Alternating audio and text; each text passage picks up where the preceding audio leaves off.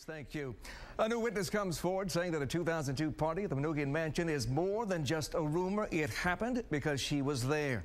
Tamika Ruffin was deposed by the attorney representing the family of murdered dancer Tamara Green. She told Norman Yatooma that she and 50 other dancers performed with Green at the party and that she watched Green give former Mayor Kwame Kilpatrick a lap dance. She says that's when the mayor's wife, Carlita, arrived and started fighting with Green, eventually beating her with a table leg. 6 months later, Green was shot and killed in a drive-by. The shooter never found. Yatooma claims that the city destroyed evidence that would have proved a cover-up. Ooh, if I'm working for the city right now, I'm shaking a little bit. This could be tough for them. Attorney Jim Thomas, who is representing Kilpatrick, denies the cover-up. He also says that there are a lot of holes to the new witness's story, including the timeline. He also claims that a close head injury a few years ago hurts her credibility. With us now is the attorney for Tamara Green's family, Norman Yatooma. He's here. He's going to give us the lowdown. First of all, let's get to the single question. Why do you believe this woman's story? Well, I believe her first and foremost, Hugh, because she has no reason to lie. She came forward, she testified under the penalty of perjury. Unlike Kwame Kilpatrick, she has nothing to gain, she has everything to lose. By lying in this case, she's not a party. She doesn't have a reason to make this up. But of course, defense attorney Jim Thomas has some questions about her credibility. Here's what he told us just a few minutes ago.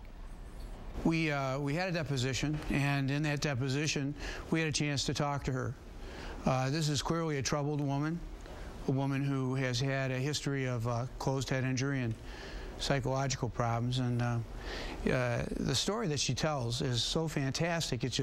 It stretches credibility. There were 3 separate instances in the deposition when she was actually caught in a lie, but the focus on the Manoogian mansion is really illusory. This case is not about the Manoogian mansion party. It's about whether or not Kwame Kilpatrick hindered or obstructed in the investigation of the death of Tamara Green. After 41 witnesses have testified, some over a period of 2 days, not one witness has come forward and said that. Now, Norman, come on. This woman even claims that there was a Channel 2 truck outside as 50 half-naked women came running down, 150 men. Now, if Channel 2 were there, you know me, you know us, we would have shown that video. I expect you would have. There's no getting around the fact that she's confused about some of the facts and dates. And frankly, that doesn't surprise me, nor should it you. This is a 7-year-old party. She was an exotic dancer by trade. She's danced a lot of parties. She says she's done a fair bit of work for Kwame Kilpatrick. The fact that she can't place everything in time and that she's confusing facts from some events with facts from others, listen, she's got a spotted history. We're not going to try and deny that.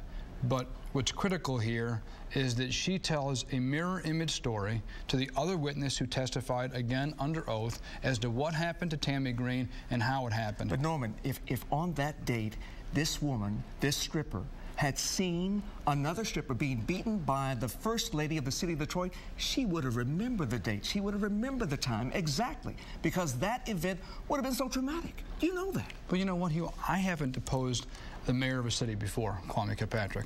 I haven't deposed a sitting attorney general before, Mike Cox. And while I can tell you verbatim some of the things that were said in those depositions, while I can probably describe the color of their ties, I can't give you the date or even the month of any of those depositions. And this was within the past year and a half, but not 7 years ago. But you've also got a witness who admittedly has mental problems, was in an accident, has a closed head injury, may have been taking some sort of psychotic drugs when this story came out.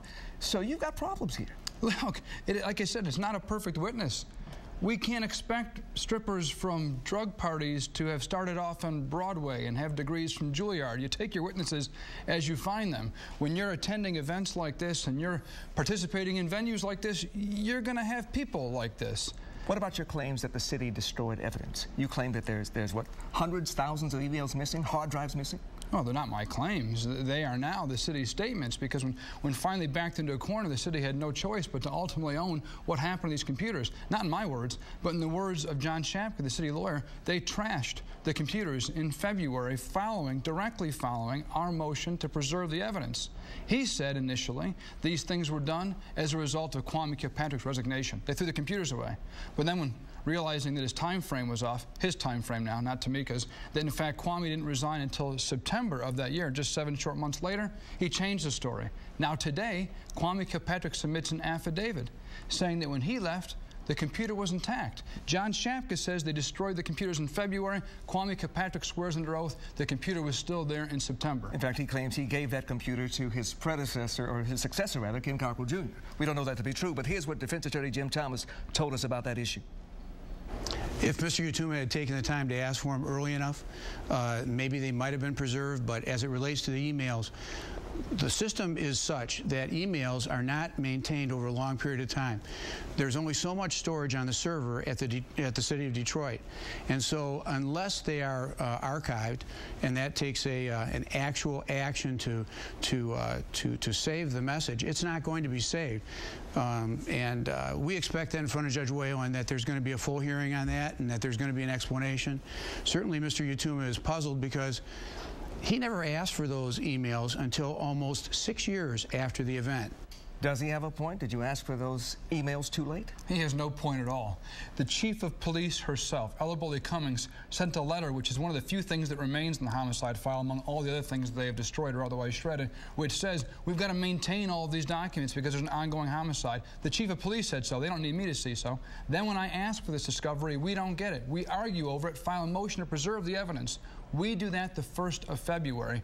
The next week in February, they throw the documents and all the computers away. But even that is no proof of a crime, though. Actually, Huell, destroying evidence is in fact a crime. It is exactly the type of crime that they're being accused of here. But would not necessarily prove your case, or would it?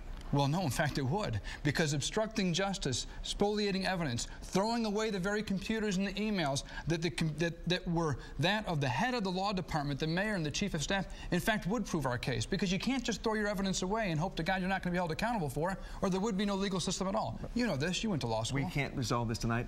Attorney Yatooma, thanks for being here. Thanks for having me. Of course, all of this will be settled probably in court. We will have much more on this story coming up right here on Fox 2. I'm Monica Gale with a look at some of the other stories.